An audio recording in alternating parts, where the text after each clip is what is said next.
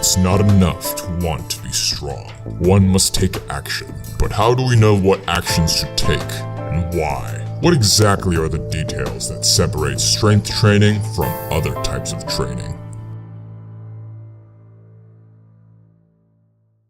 Oh hey there everyone, it's your host Justin again with your co-host Jarvis. Hello, I'm Jarvis. If you've seen the previous video, then you know that getting strong is your one-way ticket to becoming a certified badass. In this video, we will be going into the nitty-gritty specifics of strength training a little bit more.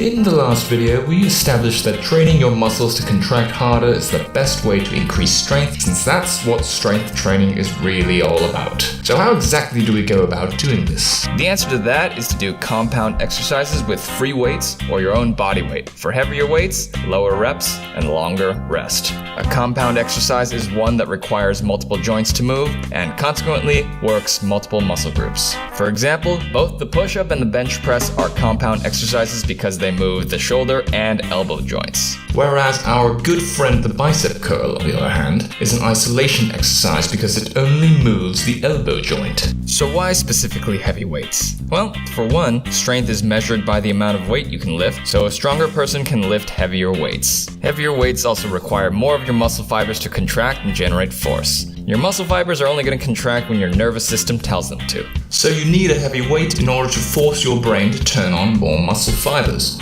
Exactly. You can think of strength training as training your nervous system's ability to recruit your muscle fibers. Strength is a skill, and like any other skill set, this is something that gets better the more you practice. Every time you step into the gym and lift, the coordination between your brain and muscles gets a little better, which makes you stronger and allows you to lift more.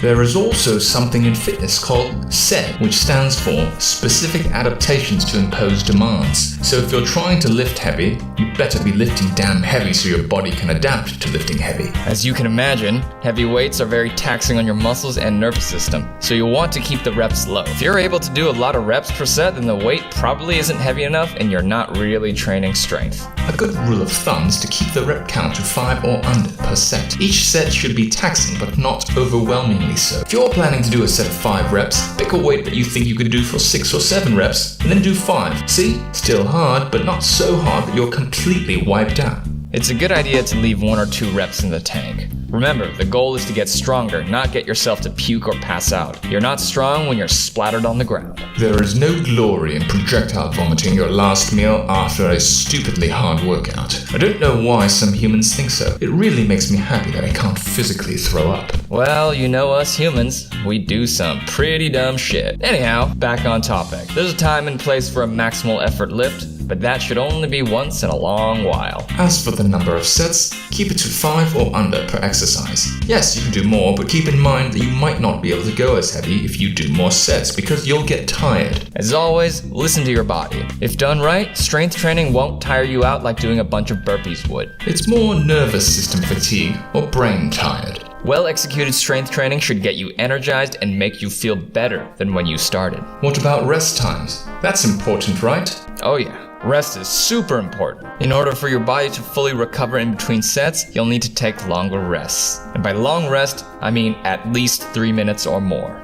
Strength training primarily uses adenosine triphosphate and creatine phosphate as the energy source. ATP-CP is used for maximal strength and explosive power and lasts only about 10 seconds. It takes at the very least 3 minutes for your ATP-CP system to recover before you can attempt another heavy set. That seems crazy long, right? But it's necessary. Actually, I'd suggest resting for 5 minutes or longer if you have time. Well, there you have it. Strength Training 101. You now have the tools needed to get strong. As always, make sure you know how to perform the exercises correctly before you go heavy so you don't hurt yourself. Oh, don't forget to like and subscribe to our YouTube channel for more videos.